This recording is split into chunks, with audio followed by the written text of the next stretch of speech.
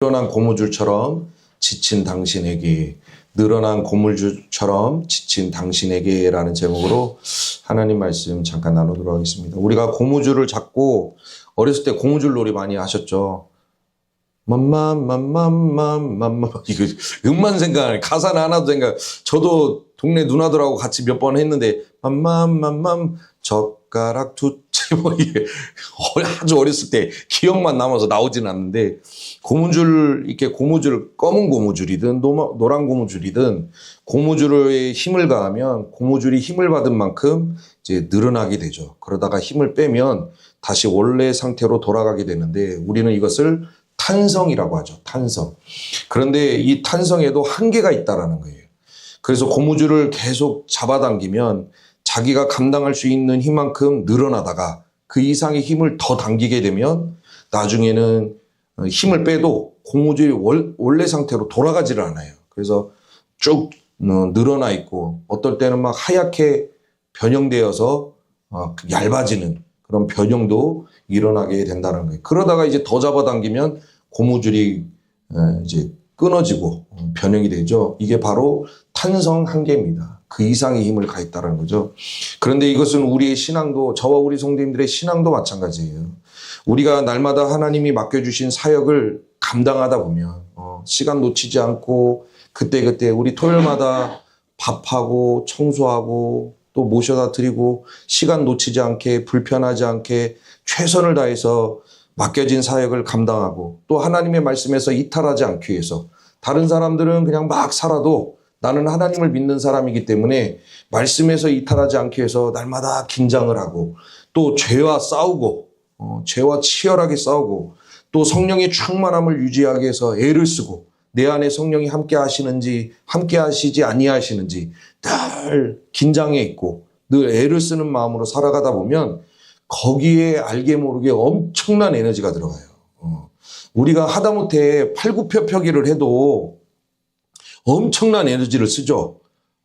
제가 예전에는 막 30개도 한 25초 안에 끊고 그랬는데 지금은 막 10개 하려면 막 팔이 바달바달 떨리고 어떻게 하려나 자꾸 팔굽혀펴기만 해도 예전에는 막 그 철봉 있죠. 이거 턱걸이도 막 10개씩 하고 그랬어요. 지금은 한 개도 못하네. 한 개도. 큰일 났어. 그 하려면 그만큼 에너지가 들어가듯이 영적인 것도 엄청난 에너지가 들어간다는 거예요. 말씀대로 살고 죄와 싸우고 성령 충만함을 위해서 엄청난 에너지가 들어가는데, 우리가 가용할 수 있는 범위 안에서 에너지를 쓰게 되면 그건 반드시 신앙의 유익이 되고 신앙의 성장이 돼요. 내가 감당할 수 있는 선에서 영적 에너지를 막 쓰면 신앙이 부쩍부쩍 성장을 합니다. 신앙도 견고해지고 튼튼해지고. 그러나 그 이상의 에너지를 쓰게 되면 반드시 심각한 피로를 느끼게 된다는 거예요. 믿음의 여정을 걸어가다가 이러다가 내가 어떻게 되는 거 아니야. 막 주를 위해 쓰고 말씀대로 살고 성령 충만하기 위해서 긴장하다 보면 이러다가 내가 어떻게 되는 거 아니야? 그런 두려움을 갖기도 하고, 그래서 때로는 그 긴장에서 벗어나기 위해서 몸부림치는 사람들도 있다는 거예요. 그래서 그 교회 사역을 하다 보면 연말쯤 되면 대부분 이제 주일학교 교사들이 많이 찾아오죠. 주일학교 교사들이 담당 교육자를 찾아와서 하는 말이 있어요. 저 더 이상 못하겠습니다. 이거 아주 단골 멘트예요. 저 더 이상 못하겠습니다. 이제는 이거 내려놓아야 될 것 같아요. 이제는 저 좀 쉬어야 될 것 같아요. 연말쯤 되면 이 얘기를 하는 사람들이 엄청나게 많다는 거예요. 특별히 다른 부서보다 이 주일학교 교사, 다른 부서 뭐 밥하고 청소하고 이런 거는 그래도 막 쭉 감당할 수 있는데, 애들 가르칠 때는 에너지가 2배, 3배로 들어가요. 그래서 주일학교 교사들이 저 더 이상 못하겠습니다. 내려놓아야 될 것 같아요. 이런 이야기를 많이 하는데 에너지를 너무 많이 써서 그래요. 이미 자기가 가지고 있는 할 수 있는 영적 에너지를 다 고갈시켰기 때문에 그렇게 찾아와서 영적인 이제 부담감을 벗어 던지고 싶은 거죠. 찾아와서 저 못하겠어요 라고 그렇게 애들 이야기한다라는 거예요. 에너지가 고갈이 되면 이렇게 되는데, 우리가 이제 성경에도 보면 그렇게 영적 에너지가 고갈된 성경의 인물들이 많이 있죠. 그 중에 한 사람이 우리가 자주 살폈던 엘리야 선지자입니다. 열왕기하 19장 4절 말씀에 보면 엘리야가 뭐라고 고백합니까? 아주 유명한 고백이죠. 자기 자신은 광야로 들어가 하룻길쯤 가서 한 로뎀나무 아래에 앉아서 자기가 죽기를 원하여 이르되 여호와여 넉넉하오니 지금 내 생명을 거두시옵소서. 지금 엘리야 선지자가 광야로 도망가서 하나님 앞에 이야기하기를 이제 여기가 좋습니다. 이제 난 더 이상 감당 못하니까 여기서 빨리 내 생명을 거두어 주옵소서라고 이야기하고 있다는 거예요. 엘리야 선지자가 이렇게 하나님 앞에 때를 쓰는 이유가 열왕기상 18장, 지금 이 고백을 하는 것은 열왕기하 19장이고 열왕기하 18장에 보면 두 가지 사건이 나오는데 하나가 바알 선지자 450명과 혼자 싸워요. 이건 다른 선지자가 옆에 달라붙어 가지고 싸울 수 있도록 도와준 게 아니라 모세가 아말렉 족속하고 광야에서 싸울 때 하늘 향하여 두 팔 들고 기도할 때 손이 자꾸 떨어지죠. 그 아론과 훌이 옆에서 도와주는데 그래서 마지막까지 사명 감당하잖아요. 근데 엘리야는 그렇게 하지도 않았다라는 거예요. 450명의 바알 선지장과 싸우는데 혼자서 하나님 앞에 몸부림을 쳐요. 그 사건이 한 번이 또 있었고 그거 다음에 바로 뭐가 나와요? 갈멜산 꼭대기에 올라가서 3년 6개월 동안 비가 오지 않은 땅에 하나님 비가 내리게 해달라고 그것도 혼자서도 기도했다라는 거예요. 그러니까 뭐든지 혼자 사명을 감당을 합니다. 450명과 싸워서 승리하기도 하고 3년 6개월 동안 비가 오지 않은 땅에 기도해서 비가 내리게 했죠. 결국에는 승리를 했을 때 엘리야의 10년 가운데 찾아오는 영적 기쁨이 말도 못하지만 문제는 뭐예요? 영적인 기쁨이 있었지만 이미 두 사건에서 에너지가 고갈됐어요. 450명과 막 혼자서 싸우다 보니까 에너지를 반절을 써버리고 3년 6개월 동안 비가 오지 않은 땅에 기도하다 보니까 에너지 남은 반절을 다 써버린 거예요. 그래서 자신이 쓸 수 있는 에너지를 다 써버리니까 이세벨 선지자가 아합 왕의 아내 이세벨이 열왕기하 19장 2절에서 이렇게 얘기합니다. 내가 내일 이맘때에 반드시 내 생명을 저 사람들 중 한 사람의 생명과 같게 하리라. 에너지를 이미 다 써버린 상태에서 아합 왕의 아내 이세벨 여왕이 그냥 툭 치고 들어온 거죠. 너가 내 밑에 있는 선지자 450명을 죽였지. 네가 죽인 것처럼 나도 내일 너 반드시 죽인다. 이 얘기를 던졌다는 거예요. 근데 이거를 들었어 엘리야가. 그때부터 어떻게 됩니까? 마음이 무너지기 시작한 거예요. 원래 엘리야 선지자가 지금 내 생명을 저 사람들 중 한 사람의 생명과 같게 하리라. 이거 늘 숱하게 들었던 얘기입니다. 한두 번 들었던 얘기도 아니고 들어도 감당할 만한 맷집이 있어요. 이건 그냥 늘 우습게 여겼던 얘기인데 지금 이 상황만큼은 엘리야 선지자가 감당을 못해요. 평소에는 늘 감당했던 얘기인데 왜 감당을 못합니까? 좀 전에도 얘기했지만 영적 고갈 다 써버린 거예요. 싸우면서 썼고 기도하면서 쓰고 그렇게 하다 보니까 지금 이 말이 귀에 딱 들리는데 너무 두렵게 들리고 고통스럽게 들린 거예요. 그래서 지금 엘리야 선지자가 광야로 도망가서 하나님 못하겠어요. 저 그냥 여기서 넉넉하오니 여기서 빨리 죽여주세요. 여기가 그냥 좋습니다. 이렇게 때를 쓰고 있다. 에너지가 전부 다 바닥나면 이런 현상이 나타난다는 거예요. 우리가 또 하나의 인물을 살펴볼 수 있는데 예레미야, 이제 오늘 본문에 나와 있는 예레미야 선지자를 통해서도 우리가 확인해 볼 수 있습니다. 오늘 본문의 말씀 1절에 보니까 예레미야 선지자가 이렇게 고백을 하죠. 어찌하면 내 머리는 물이 되고 내 눈은 눈물 근원이 됐고 죽임을 당한 딸 내 백성을 위하여 주야로 울리로다. 예레미야 선지자가 여기서 죽임을 당한 딸 내 백성을 위하여 라고 이야기하는데 이것은 남유다 백성을 이야기합니다. 남유다 백성들이 이제 하나님의 진노하심으로 멸망을 당할 직전에 놓여 있다는 거예요. 그런데 예레미야가 그래서 이 남유다 백성들만 생각을 하면 막 가슴이 미어져요. 그래서 뭐라고 고백하냐면 내 머리는 이런 것조차도 생각하기 싫은 내 머리에 물이 됐으면 좋겠고 내 눈은 눈물 근원이 돼. 그러니까 내 눈은 계속 눈물을 쏟아낼 수 있는 눈물 근원이 되어서 이 백성을 위하여 내가 그냥 하루 종일 울었으면 좋겠다.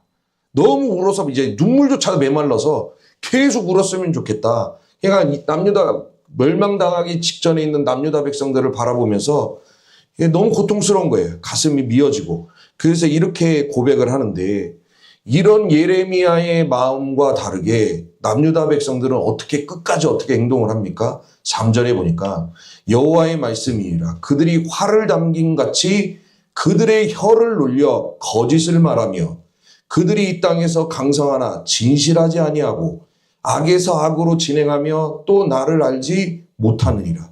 지금 예레미야 선지자는 남유다 백성들을 보면 막 가슴이 미어져요. 그래서 이들이 막 돌아왔으면 좋겠고 이들을 위해서 하루 종일 눈물을 흘렸으면 좋겠다고 이야기하는데, 이런 예레미야의 마음과 상관없이 이 남유다 백성들은 어떻게 살아갑니까? 입만 열면 거짓말이에요. 그래서 우리 5절 말씀인가 뭐 그런 얘기 있죠. 옆에 있는 이웃을 믿지 마라. 왜? 입만 열면 거짓말이고 여전히 진실하지 못하고 여전히 악을 행하고 여전히 하나님을 없이 살아가는 모습들이 그들 안에서 충만했다는 거예요. 그러니까 삶이 달라지지 않아요. 그래서 예레미야 선지자가 막 선포를 합니다. 남유다 백성들을 향하여 선포를 해요. 이렇게 살면 안 된다고. 이렇게 살면 하나님이 진실로 노할 수 있다. 너희가 하나님이 진노하심으로 전부 다 죽을 수 있다. 이 나라가 비참하게 망할 수 있다. 그러니까 빨리 돌이켜야 된다. 막 눈물을 흘리면서 동네 돌아다니며 하나님의 말씀을 계속 선포합니다. 돌아와야 된다. 이렇게 살면 안 된다. 정말 다 죽을 수도 있다. 왜냐하면 예레미야 선지자가 이미 환상을 통해 본 거예요. 하나님이 남유다 백성을 어떻게 짓밟으시는지. 그러니까 본 상태에서 막 더 가슴이 미어지니까 돌아와야 된다. 이렇게 살면 안 된다라고 계속 돌아다니면서 목이 터져라 외쳤다라는 거예요. 그럼에도 불구하고 남유다 백성들의 삶이 어때요? 안 바뀌더라. 죽어도 안 바뀌더라. 그렇게 외쳐도 안 바뀌더라. 그래서 안 바뀌는 남유다 백성들의 삶을 보고 예레미야 선지자가 2절처럼 고백을 하는 겁니다. 2절에 보니까 내가 광야에서 나그네가 머무를 곳을 얻는다면 내 백성을 떠나가리니 그들은 다 간음하는 자요 반역한 자의 무리가 되니라. 지금 예레미야 선지자가 뭐라고 해요? 계속 돌아다니면서 이렇게 살면 안 돼. 돌이켜야 돼. 하나님이 원하시는 삶도 아니고 하나님이 인정도 안 하셔. 그 길로 가면 안 돼라고 계속 이야기해도 삶이 달라지지 않으니까 예레미야 선지자가 지쳐버린 거예요. 계속 하다가. 그래서 뭐라고 고백하냐면 광야에서 나그네가 머무를 곳만 있다. 이게 뭐예요? 광야에 그냥 초막 하나만 있다면 나 가고 싶다는 거예요. 이 백성을 그냥 다 등져버리고 가고 싶다. 지긋지긋하게 말도 안 들고 그렇게 선포해도 돌이키지도 않고 하나님을 바라보고 해도 하나님을 바라보지도 않고 세상을 향해 나아가고 계속 좋아하는 것만 쫓아다니고 그래서 가고 싶다. 지겹다. 떠나고 싶다라고 예레미야 선지자가 고백하고 있다는 거예요. 그러니까 엘리야 선지자가 광야로 도망가서 하나님 나 죽여주세요 했던 것처럼 예레미야 선지자도 지금 나 도망가고 싶어요. 2절에서 도망가고 싶어요 라고 고백하고 이렇게 영적으로 지치면 이런 현상들이 일어난다. 이게 넘일이 아니라는 거예요. 그래서 사람마다 저와 우리 성도님들 마찬가지예요. 자기가 감당할 수 있는 영적 에너지가 다 분량대로 있어요. 그런데 자기가 감당할 수 있는 그 막 쓰다 보면 교회 봉사도 하고 말씀대로 살고 죄와 싸우고 성령 충만 유지하고 막 신앙생활하다 보면 본인이 감당할 수 있는 수준을 어느 순간에 넘어가게 되는데 그때부터는 막 피로감을 느끼는 거예요. 교회 가는 게 피곤해. 정말 손 들어보셔요.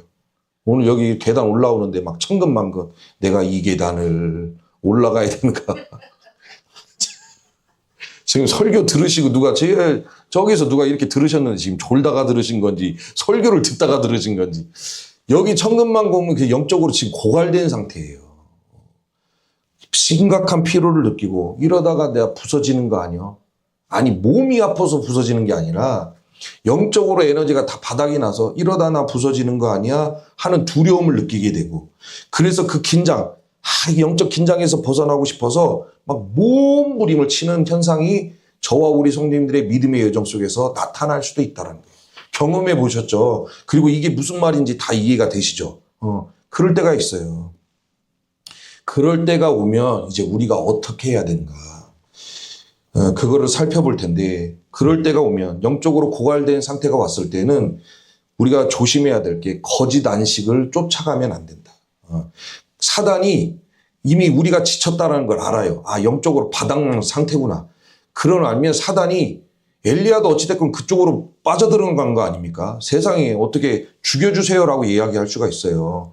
그 450명과 싸우고 3년 6개월 동안 비가 오지 않은 땅에 비가 내리게 했던 사람이 광야로 도망가서 어떻게 하면 죽여주세요라고 그렇게 얘기할 수가 있냐 이거예요. 물론 그럴 수 있어요.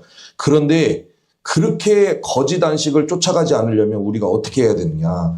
먼저 거짓 안식이라는 것은 그냥 사명 내려놓는 거죠.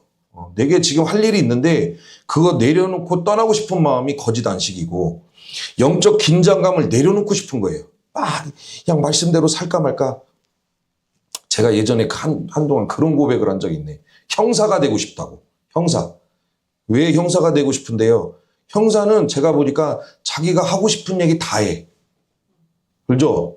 욕하고 싶으면 욕하고, 화내고 싶으면 화내고, 그냥 도둑 하나 걸리면 그 도둑한테 그냥 막 30분 동안 욕을 퍼붓기도 하고, 야, 나도 형사가 돼서 내가 하고 싶은 말 다 했으면 좋겠다. 이게 뭐예요? 영적 긴장감을 내려놓고 싶은 거지. 왜? 예수님 믿는 사람은, 물론 그런다고 해서 제가 말조심하는 스타일은 아니지만, 예수님 믿는 사람은 어찌됐건 말조심도 해야 되고 거짓말도 하면 안 되고 하다 보니까 긴장감 속에 살아가요. 그러니까 그 긴장감을 막 내려놓고 싶은 게 거짓 안식이에요. 긴장감을 내려놓고 세상의 즐거움을 향해 나를 던지고 싶은 것. 그래서 일시적인 해방감을 누리고 싶은 게 거짓 안식이고, 또 근본적인 문제는 해결하지 못하고 지금 상황에서 자꾸 도피해서 뭔가에 이렇게 몰두하는 거죠. 그러니까 내가 이 한 영적인 걸 제외하고 세상에서 뭔가를 몰두하는 거예요. 집중하고 중독에 빠져들고. 그게 다 거짓 안식이더라. 그거는 내가 내 영적 긴장감을 푸는 게 아니에요. 그건 이미 유혹에 넘어가서 빠진 거예요, 빠진 거. 이것은 고무줄을 당겼을 때 그 고무줄이 너무 힘에 가 있으면 힘을 빼는 상황이 돼야 되는데, 이건 자기 스스로 고무줄을 끊어버리는 거예요.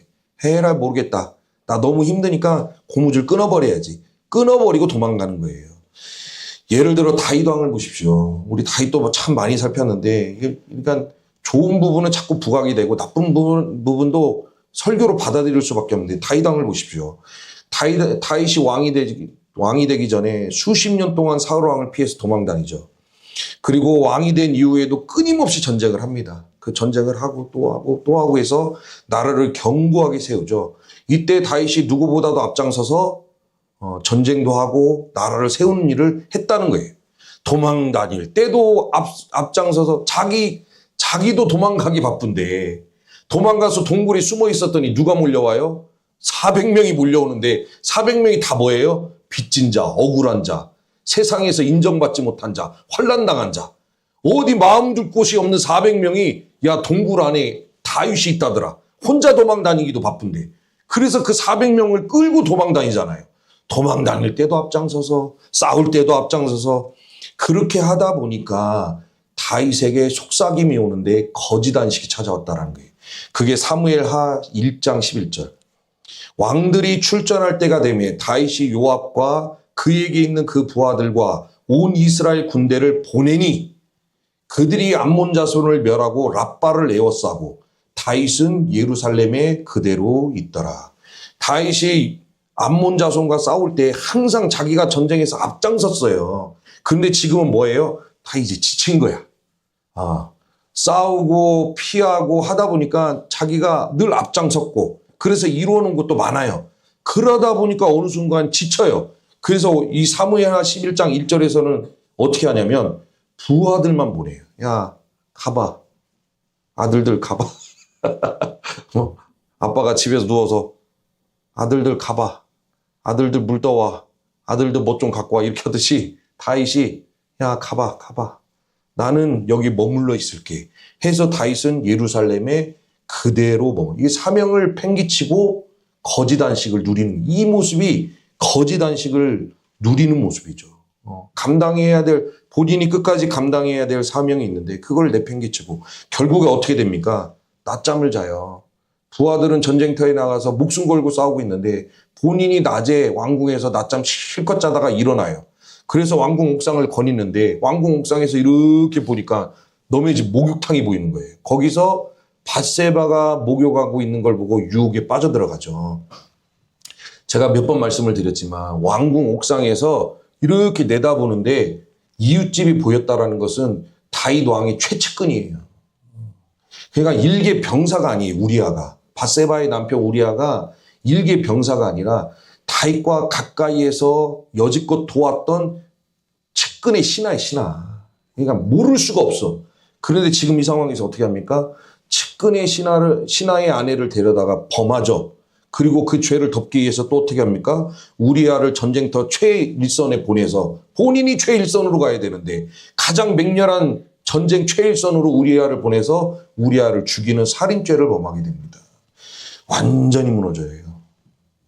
믿음의 길을 가다가 이런 식으로 어느 순간에 영적 고갈이 찾아오게 되면 거짓 안식의 유혹이 반드시 있어요.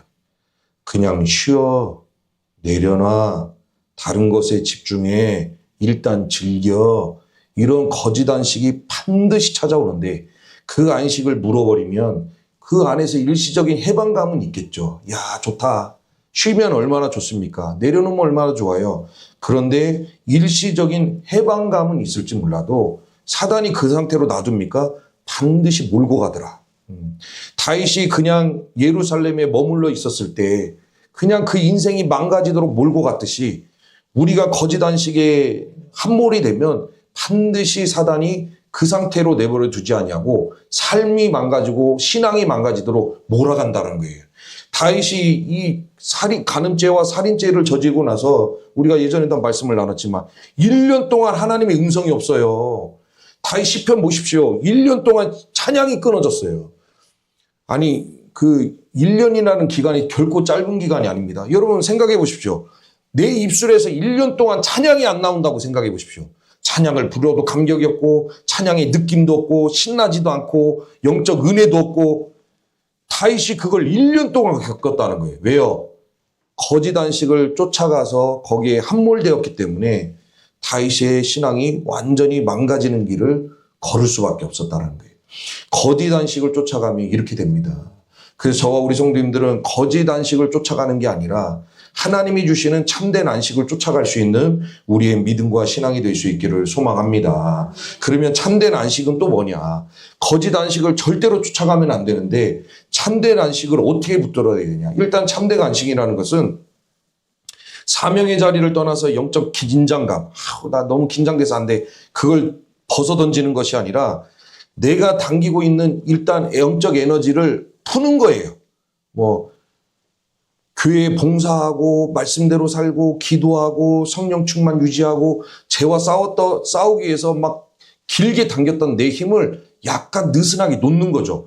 우리 물에 빠졌을 때도 그렇잖아요. 아직도 저 해본 적은 없지만 물에 빠졌을 때 그냥 죽는 방법이 뭐예요? 자기 힘, 어깨 힘이 빡 들어가가지고 제가 예전에 얘기했잖아요. 여기 춘포 가는 길에 농수로 하나 있는데 형들하고 물놀이 하다가 웅덩이가 있는지도 몰라고 밟아가지고 죽을 뻔했어요.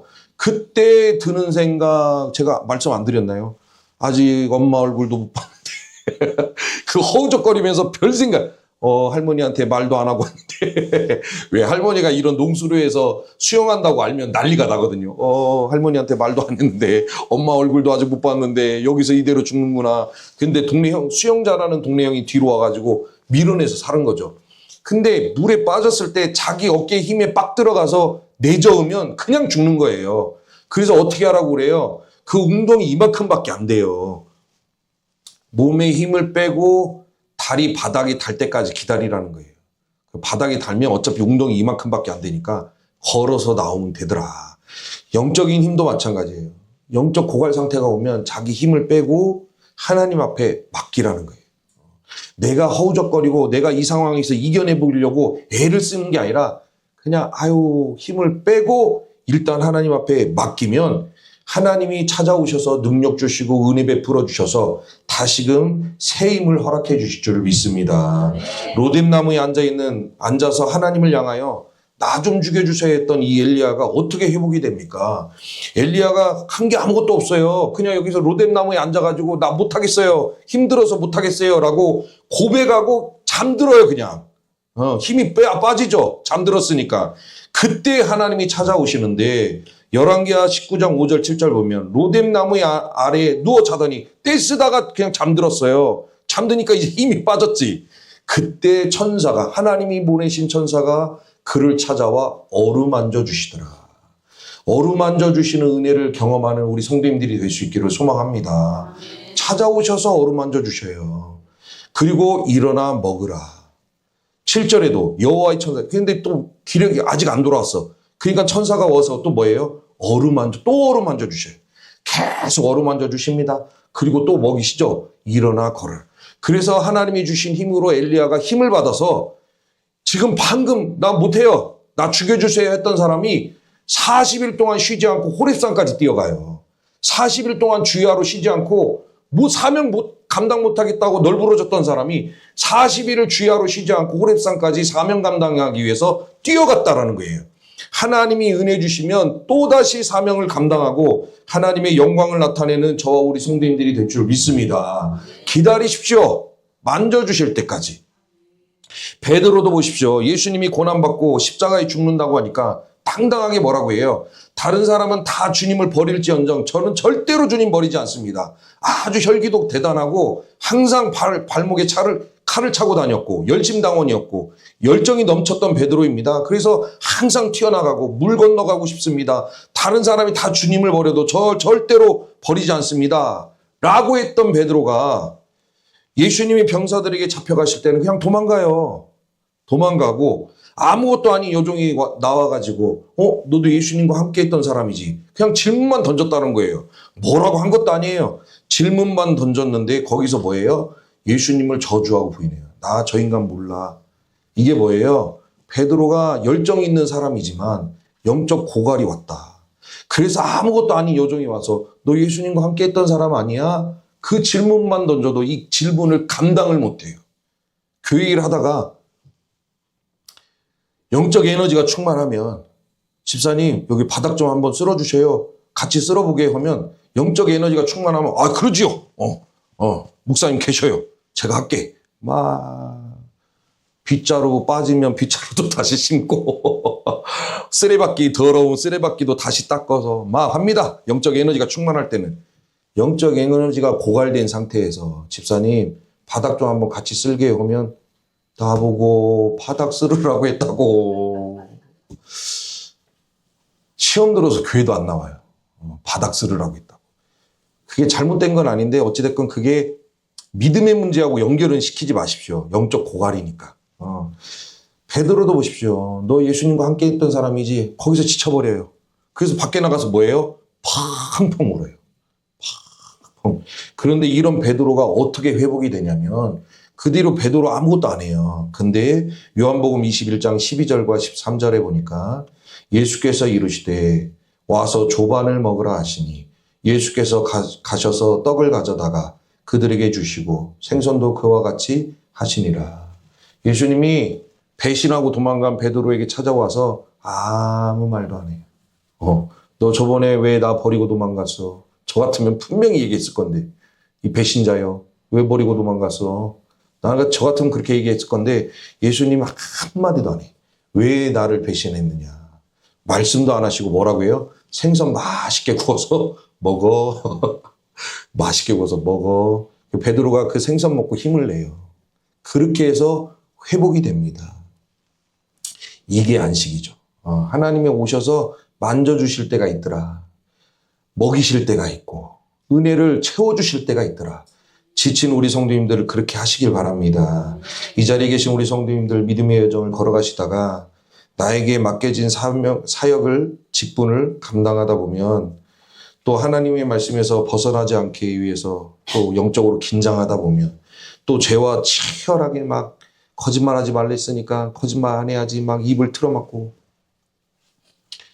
그렇게 싸우다 보면 또 성령 충만 받아야 내가 또 살 수 있어 기도하고 성령 충만함을 유지하기 위해서 애쓰다 보면 영적 고갈이 찾아오는데 이때 절대 우리는 하나로교회 성도님들은 서로 비난하지 말고 서로 기도하면서 일단 지켜봐 줄 수 있는 그런 관계가 될 수 있기를 소망합니다. 제가 우리 성도님들 지치면 예배 자리 안 보여도 전화 안 하죠. 아마 어쩔 때는 우리 목사님은 왜 예배 자리에 보이지도 않는데 전화도 안 해. 저는 그냥 내비둬요. 왜? 그분은 지금 지쳐 있는 거예요. 지쳐 있는데 전화해가지고 왜 안 나와요? 안 보이대. 물론 보일 때 한 번씩 할 때는 있어요. 근데 굳이 전화는 안 해. 왜? 저도 신앙생활 할 때 지칠 때가 있었어. 주일학교 교사할 때도 너무 힘들 때가 있었고. 그래서 제일 좋은 건 뭐냐? 그냥 비난하지 말고 지켜보고 너무 힘드신 분들은 전도사님한테 얘기해요. 우리가 일꾼이 없어서 저 힘들어서 잠깐 내려놔야 될 것 같아요 라고 얘기하면 교회 리스크가 엄청 크지만 손해가 너무 크지만 지금 내가 너무 죽을 것 같아 이거 감당하다가 그런 분들은 그냥 전도사님한테 얘기해서 저 한 달만 잠깐 쉴게요. 뭐 예를 들어서 수요예배 때문에 지치십니까? 저 수요예배 한 달만 잠깐 쉴게요. 뭐 예를 들어서 저 찬양 마이크들 힘도 없어요. 한 달만 쉴게요. 그렇게 한 달, 뭐 2주든 3주든 그렇게 쉬고 하나님의 만져주심을 기다리는 저와 우리 성도님들이 될 수 있기를 소망합니다. 그러나 내려놓고 도망가지는 마십시오. 그거는 답이 없고 그냥 쉬다 보면 다시 일어나요. 마음이 일어나고 마음이 새 힘을 받을 때가 있어. 그때까지 기다리다 보면 하나님이 찾아오셔서 반드시 만져주시고 먹이시고 은혜를 채워주실 줄 믿습니다. 아무쪼록 영적 고갈이 와도 너무 힘들어하지 마시고 하나님만 잘 바라보심으로 끝까지 사명 감당하시고 하나님의 영광이 되는 삶을 살아가시는 저와 우리 성도님들이 될 수 있기를 주의 이름으로 축복합니다.